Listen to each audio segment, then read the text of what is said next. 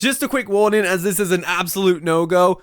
The problem with this game off the bat is that it doesn't have motion blur settings, and it has really strong motion blur. Like, you're moving, you're turning the camera, and it's going crazy. So if it hurts your head and your eyes and you can't really take it, definitely look away from the footage in this video, as it might be a problem. But other than that, enjoy the video. Hi everybody and welcome back to the channel, and today I just wanted to talk about the Romancing Saga 2 remake. And let me make it perfectly clear that I have never ever played a Saga game. It was always a name I would hear thrown about, but I never found myself looking into it until the trailer came out, and since then I've kept the game in the back of my mind, where I'd known of its existence, except I didn't really look anything up, and before I know it, I see a demo available as I'm browsing the PlayStation Store. And so I downloaded it, played it, and now I want more. But why?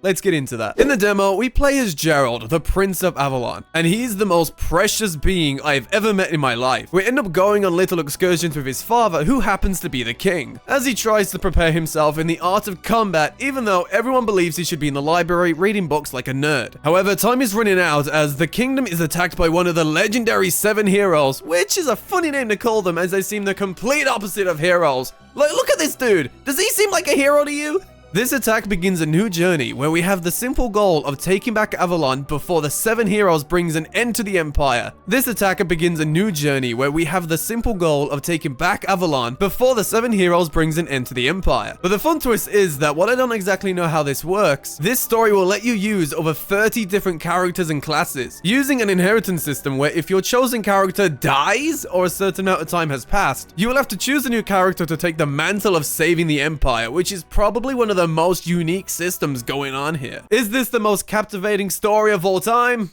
No. Absolutely not. It's only the beginning. I have no clue where it goes from here. It can end up being a raging apocalypse with the Headless Horseman for all I know. But what I can say is that it feels really comfy, and I'm enjoying the characters that have been presented to me so far. I do want to add that I appreciate this for having dialogue that is very easy to follow. After playing Final Fantasy XIV over the past year, I'm in need of a JRPG where my tiny brain can understand everything without thinking too much or requiring a dictionary, which really helped me get comfy. When it comes to the combat in this game, the best way I can put it is it feels like a mix of Octopath Traveler and Final Fantasy X. This comes with 3 difficulty options being easy, hard, and classic mode. And to really get that Saga experience, I decided to play on classic. I found it to be challenging, but not super hard to the point where I was struggling. What I instantly liked is that there wasn't any random battle encounters, as they all appear on the field. Before combat officially starts, we have the opportunity to use a preemptive attack, which allows us to begin the battle with the enemies having less health while putting us first in the turn order. Yes, you heard me right, you can see the turn order. Similar to Octopath, the best way to deal a lot of damage is by finding out their weaknesses, which includes both weapons and magical attack. But you don't have to memorize this, as they appear below the enemy once they have been discovered. When it comes to jobs and roles, every character can hold 2 different weapon types in their loadout, which I really liked, as it stopped the characters from being limited in their roles and allows us to have a bit more customization with our party members. Each of these weapon types comes with their own skill trees, special attacks, defensive abilities, and magic. Now, if you want to use these special attacks, we will have to use up BP, which is pretty much the MP of this game. But we don't really have a lot of it to spend, which makes us have to choose carefully when we want to use those moves. Or else midway for the fight, we're going to find ourselves having a bit of a problem. Healing after fights isn't a concern in this, as after every battle, your party gets a full health recovery. But don't worry, this game isn't being too generous with us, as it doesn't recover our BP. So gotta make sure we keep on top of that one, or else we're going to go into fights with no abilities, hoping throwing some hands will be good enough, unless we have some potions available. There is also formations in this game that give your party buffs that can actually be broken if someone has fallen in battle. But there was only one formation to play with in this demo, so I didn't really get to play around with this too much, but it seems like a cool feature. Okay, look, I know there's a lot to this, but we have one more trick up our sleeve, and that's the overdrive meter. As you play through battles, this will continue to go up, and once it's filled, it would allow us to use a united attack between 2 characters. This will use a special from each person, which makes this really fun, as you can combine multi-target magic attacks with status element, which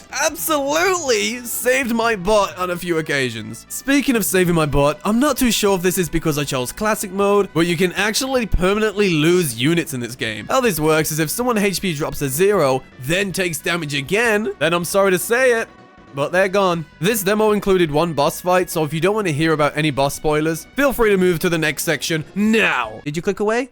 Okay, good. As I said, this demo included one big boss fight. And let me say, this fella had me leaning forward, and you know shit's going down once you enter that position. They introduced 3 extra mechanics here, with one of them being able to target limbs or any extra weapons. In this case, he would pull out a Sword of Darkness, and if I didn't destroy this sword quick, then he would pull out a move that would do an insane amount of damage. So it became my best priority to get that out of here. So I'm interested in seeing how this evolves going forward. The next mechanic was the introduction of stronger enemy attacks. Well, these will show up on the turn gauge with a danger symbol. Now, these can be avoided by stunning the enemy, but I didn't have any luck, so I made everyone defend themselves and hope for the best. The final mechanic is called ley lines. This just makes it so certain elements get stronger during the battle. But in this case, it was darkness, and well, we didn't have any dark moves to pull off, so this was clearly in the boss's favor. Luckily, we can disable this by using an element of the opposite type. So I made sure to get rid of that by using light magic, as that darkness was not benefiting me in any way. And this was just a tutorial boss. Who knows what other bosses are going to be in this game,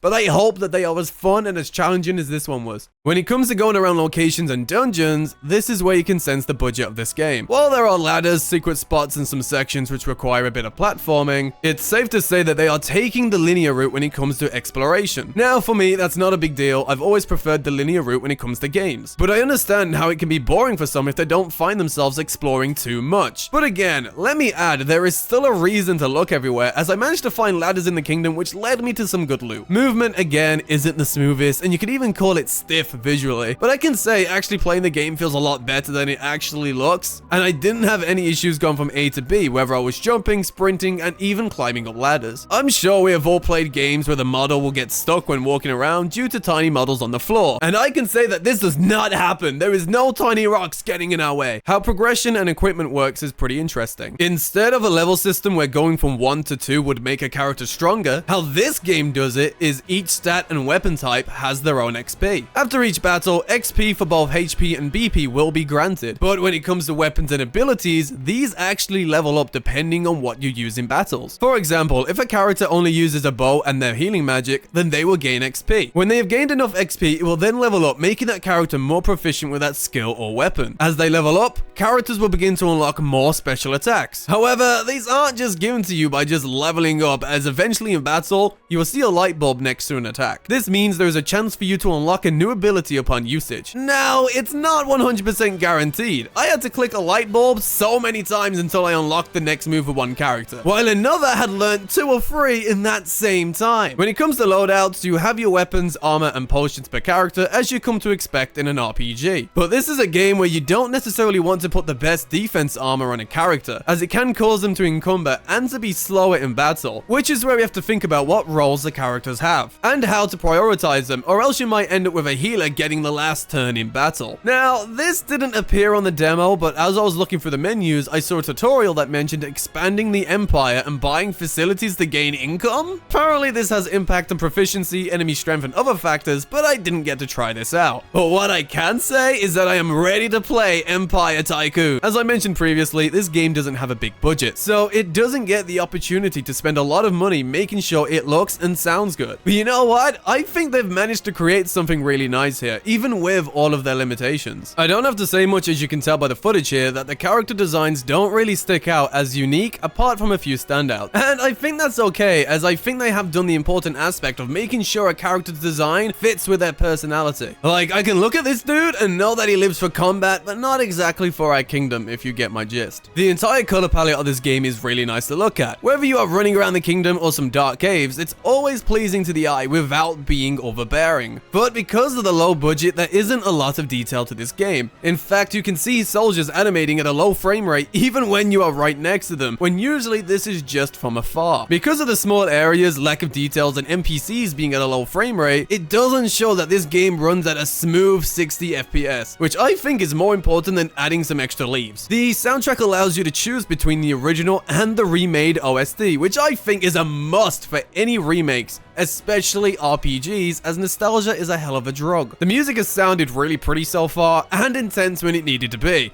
I have no complaints in that department. This just has some nice music. I played this in the English dub, and again, I can confirm that it just sounds good, with some characters sounding better than others, but the standout so far probably has to be Gerald, as he sounds exactly how you think this precious bean would. So basically, your eyes and ears will be eating good as long as you can look past the low budget limitations. This was only a demo, yet I learned so much about this game, and I didn't want to discredit aspects such as the gameplay by leaving stuff out. The 2-hour session I had with Saga absolutely flew by, and I can't wait to play the full game to see how everything develops. Will it continue to be fun, or will it slowly lose my interest as it drops off? But who knows? All I can say is that Romancing Saga 2 has gone beyond my expectations, and you should give the demo a shot, because even with the limitations from the low budget, I think you could be surprised too. Hello there, I just want to say thank you for making it this far in the video. I know it was probably a longer one, I don't know, I haven't edited yet, but I know it's probably a longer one, especially for a first impressions, but I just wanted to talk about this game, but I'm done now, so feel free to comment down below, like, subscribe, all that YouTube jazz, and I will see you when I see you. See ya!